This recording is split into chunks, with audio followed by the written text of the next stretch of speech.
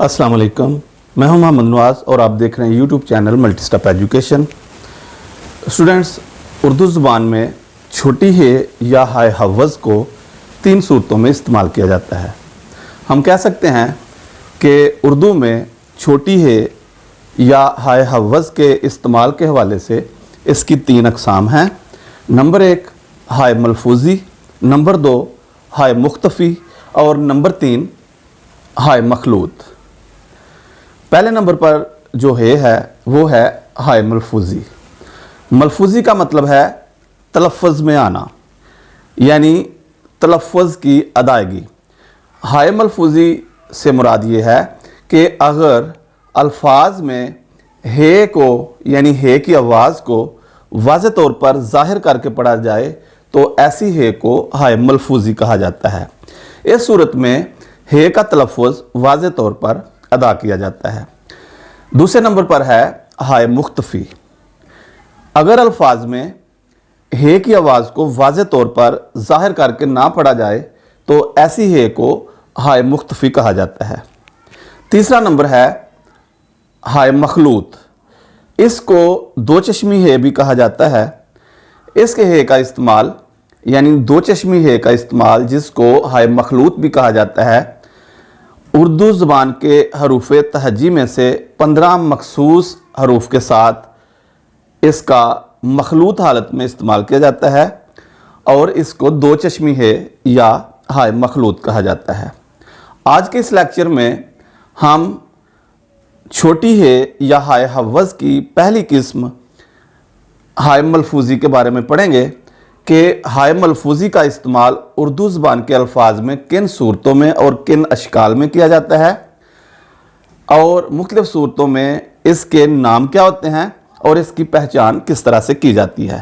تو آگے بڑھنے سے پہلے آپ سے گزارش ہے کہ اگر آپ چینل پر نئے ہیں تو چینل کو ابھی سبسکرائب کریں، ساتھ میں بیل آئیکن کو پریس کریں تاکہ آنے والی ہر نئی ویڈیو کا نوٹیفیکیشن آپ کو ملتا رہے۔ اس کے علاوہ اگر آپ کو ویڈیو اچھی لگے تو اس کو لائک ضرور کریں اور زیادہ سے زیادہ شیئر کریں۔ تو آئیے آج کا لیکچر شروع کرتے ہیں۔ تو آج کا ہمارا موضوع ہے چھوٹی ہے یا ہائے حوض کی اقسام اور استعمال۔ اردو، فارسی اور عربی حروف تہجی میں شامل چھوٹی ہے کا تلفظ ہے، جس کو انگلش میں ہم HEY سے یعنی ہے سے ظاہر کر سکتے ہیں۔ اس کو عربی میں ہا بھی پڑھا جاتا ہے۔ اس کا اصطلاحی نام ہائے حوض ہے اور اس کو گول ہے یا چھوٹی ہے بھی کہا جاتا ہے۔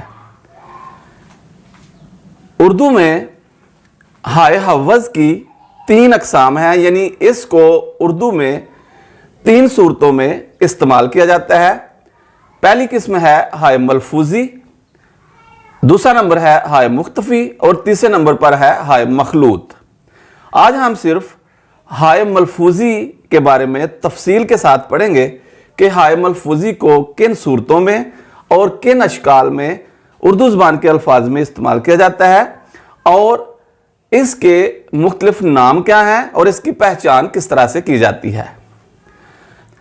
ہائے ملفوظی ایسی ہے کو کہتے ہیں جس کی آواز واضح طور پر ظاہر کر کے پڑھی جاتی ہے، یعنی الفاظ میں اگر ہے کی آواز واضح طور پر ظاہر کر کے پڑھی جائے اور واضح طور پر ہے کا تلفظ ادا کیا جائے تو ایسی ہے کو ہائے ملفوظی کہا جاتا ہے۔ مثلا راہ، چاہ، کوہ، تو آپ واضح طور پر محسوس کر سکتے ہیں کہ یہاں پر ہے کی آواز واضح طور پر ظاہر کر کے پڑھی جاتی ہے۔ ہائے ملفوظی کی اقسام بلحاظ استعمال، آواز اور شکل۔ ہائے ملفوظی کی استعمال کے لحاظ سے اور شکل کے لحاظ سے اس کے استعمال کی 4 صورتیں ہیں، یعنی 4 مختلف صورتوں میں ہائے ملفوظی کو اردو الفاظ میں استعمال کیا جاتا ہے۔ تو اس کی 4 صورتیں ہیں۔ نمبر 1، اگر کسی لفظ کے آخر میں آئے، یعنی ہائے ملفوظی جو ہے یا چھوٹی ہے یا ہائے حوض جو ہے اگر کسی لفظ کے آخر میں آئے اور پچھلے حرف سے جڑی ہوئی نہ ہو تو اسے الگ حرف یعنی چھوٹی ہے کے طور پر گول ہے کی شکل میں لکھتے ہیں اور اسے گول ہے بھی کہا جاتا ہے. مثلاً آہ، راہ، شاہ، اندوہ، گروہ وغیرہ یہ ایسے الفاظ ہیں جن میں چھوٹی ہے یا ہائے حوض جو ہے جس کو ہم ہائے ملفوظی کہتے ہیں یہ آخر میں الفاظ کے آخر میں الگ سے لکھی گئی ہے اور یہ ہے جو ہے یہ اس لفظ میں پچھلے حرف کے ساتھ جڑی ہوئی نہیں ہے تو ایسی صورت میں ہائے ملفوظی کو الگ سے گول ہے کی شکل میں لکھا جاتا ہے. نمبر 2، اگر ہائے ملفوظی یا ہائے حوض کسی لفظ کے آخر میں آئے اور پچھلے حرف سے جڑی ہوئی ہو. پہلے نمبر میں ہم نے پڑھا ہے کہ آخر میں آئے اور پچھلے حرف سے جڑی ہوئی نہ ہو. اب دوسرا نمبر یہ ہے کہ اگر ہائے حوض یا ہائے ملفوظی لفظ کے آخر میں آئے اور پچھلے حرف سے جڑی ہوئی ہو تو اسے لفظ کے ساتھ آخر میں ملا کر لکھا جاتا ہے اور اس کی شکل کچھ اس طرح سے ہوگی. اگر یہ کسی لفظ کے آخر میں آئے اور اپنے سے پچھلے والے حرف سے جڑی ہوئی ہو تو اس کو ہم اس طرح سے لفظ پچھلے حرف کے ساتھ آخر میں ملا کر لکھیں گے اور اس کی شکل یہ ہوگی. مثلاً جگہ، 16، 17، 18 وغیرہ.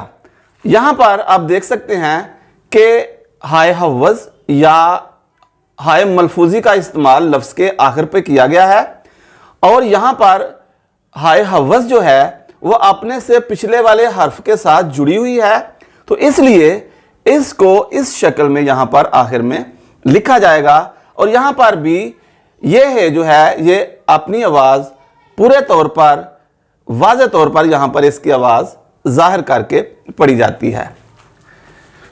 تیسرا نمبر ہے یعنی ہائے حوض یا ہائے ملفوظی کے استعمال کی تیسری صورت. اگر یہ ہے یعنی ہائے حوض یا ہائے ملفوظی کسی لفظ کے درمیان میں آئے تو اس کی شکل کوہنی جیسی بنتی ہے اور اس لیے اسے کوہنی والی ہے یا کوہنی دار ہے بھی کہا جاتا ہے اور اس کو اس طرح سے لفظ کے درمیان میں ظاہر کیا جاتا ہے یا لکھا جاتا ہے اس شکل میں.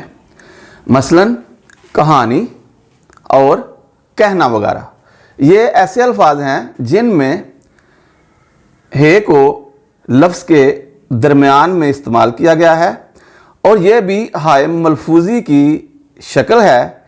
ان الفاظ میں بھی ہے کو واضح طور پر ظاہر کر کے پڑھا جاتا ہے.